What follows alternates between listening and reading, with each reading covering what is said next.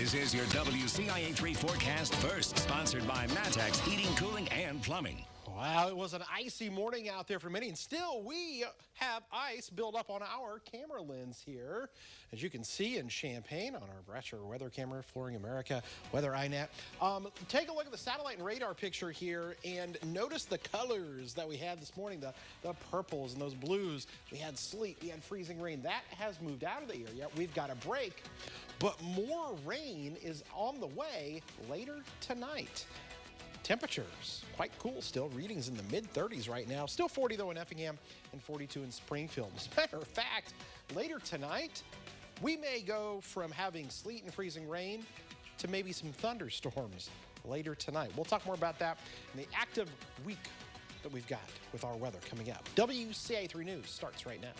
Now on WCIA 3 News. Your stimulus check could be sitting in your bank account right now. How you can make sure it stays there. Plus, the Biden administration is planning a major tax hike, what that means for your money. And dozens of people are without a home after a fire. We take a look at what's left of one apartment complex. You're watching your local news leader. This is WCIA 3 News at 5. And make sure you're talking to the right person or they will wipe you out completely. A woman says scammers drained her bank account hours after she got her latest round of COVID relief. Good evening, I'm Jessica Coons in for Paul and Jennifer. As this woman tries to sort out her situation with police, she wants others to be on alert. WCIA 3's Jen Last joins us live in the newsroom. So Jen, how did these scammers get her money? Jessica, Benita Carter says that she got her stimulus check this weekend. Then, a few hours after, she clicked on a link to a site that claimed to be Amazon Prime. That's when the trouble began. The hackers drained her bank account. When she tried calling the number they had given her, Carter says the man on the line laughed at her, used racial slurs, and called her stupid. She says they showed no remorse at a time when she has been struggling to stay afloat and keep up with her bills. Cried. I cried for like 2 days. I was really hurt because I really needed that money. I had bills to pay. My car broke down. I need to get my car fixed, and I need to get things for my kids as well. She's filed a report with Rantoul Police. The Better Business Bureau says scammers may try to text, call, or email you to share your personal information or your card numbers if your stimulus money is being mailed out. You should also file reports with the IRS and with the Better Business Bureau if you are the victim of a scam attempt. Back to you. A lot to look out for. All right, Jen, thank you. The Bureau says scammers are also taking advantage of all of the vaccine card posts on social media. Those cards have your full name and birth date on it and info on where you got the vaccine. Scammers in the UK were already caught selling fake vaccine cards online. Here's a look at today's COVID numbers in Illinois. The state is reporting 782 new cases. Another 12 people have died. The positivity rate is 2.6%. More than 4.1 million vaccine doses have been given out in the state. Nearly 12% of the population is fully vaccinated. In Champaign County, it's more than 23%, and in Macon County, it's 12%. If you live or work in Macon County and have not gotten your shot yet, the HSHS Medical Group says it has more than 700 appointments open.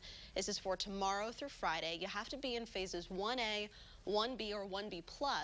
Those appointments will be held at their drive-through clinic in Decatur. For information on how to sign up, go to WCIA.com.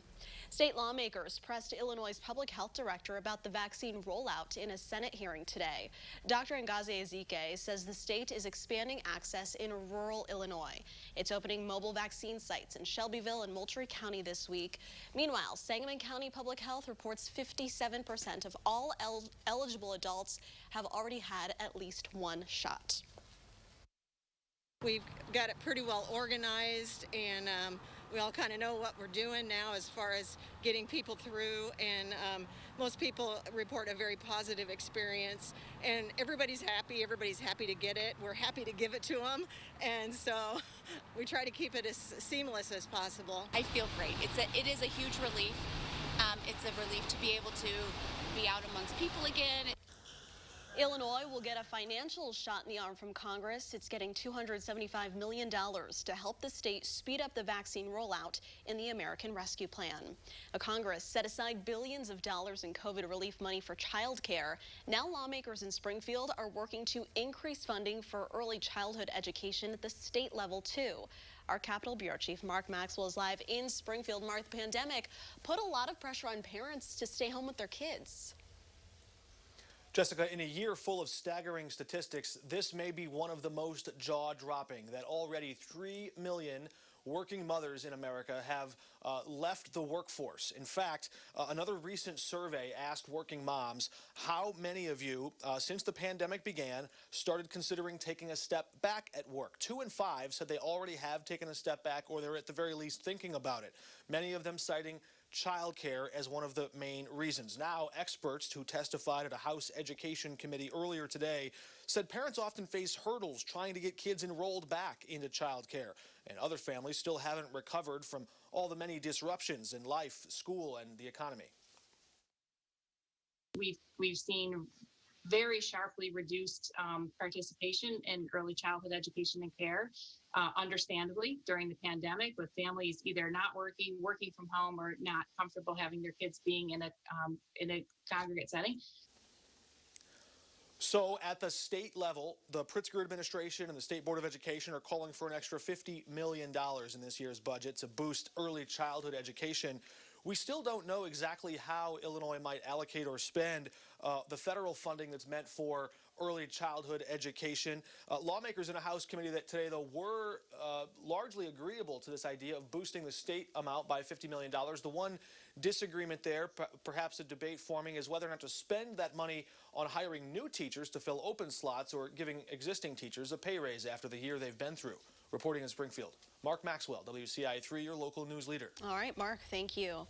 In 2 rounds of federal funding, Congress sent $39 billion and another $10 billion for early childhood education programs. In Champaign County, early voting for general elections is now an option for all eligible voters. You can cast a ballot in person at the Brookins Administrative Center, or send in a ballot by mail. County Clerk Aaron Ammons says so far the clerk's office has sent out 2,000 ballots.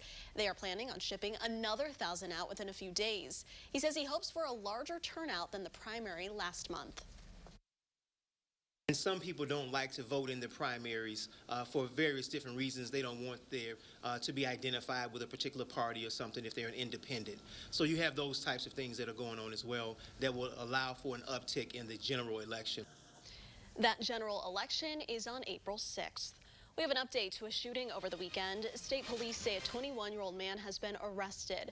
Jacob Mary Archer is accused of shooting a 17-year-old after the two had a fight. He's charged with aggravated battery and discharge of a gun, and unlawful possession of a weapon by a felon.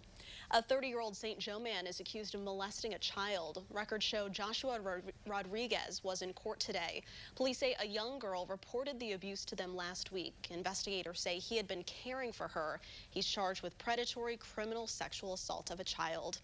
Red Cross volunteers are helping 37 people after a fire in Bloomington.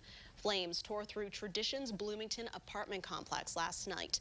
Volunteers are making sure the people who live there have a place to stay, food and clothing, and that their medical needs are also met. With just the amount of water weight that building held, it actually ended up bursting out some of the walls, and some of the structure just didn't hold. The entire attic and second floor caved into the first. The cause is still being investigated. New tonight, crews were called to investigate a communications tower that snapped nearly in half today. This happened near Meridian and Duncan Road in Champaign County. Officials believe strong winds caused the damage. When crews got there, they did not find any traffic hazards. They aren't sure if the tower was even still active. The owner will be contacted to discuss next steps.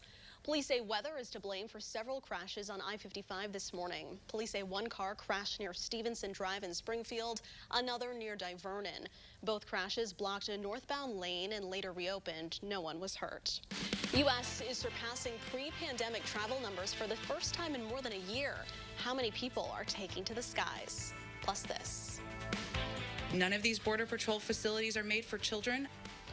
There's been a surge of unaccompanied minors at the border who's now stepping in to help find them a place to stay.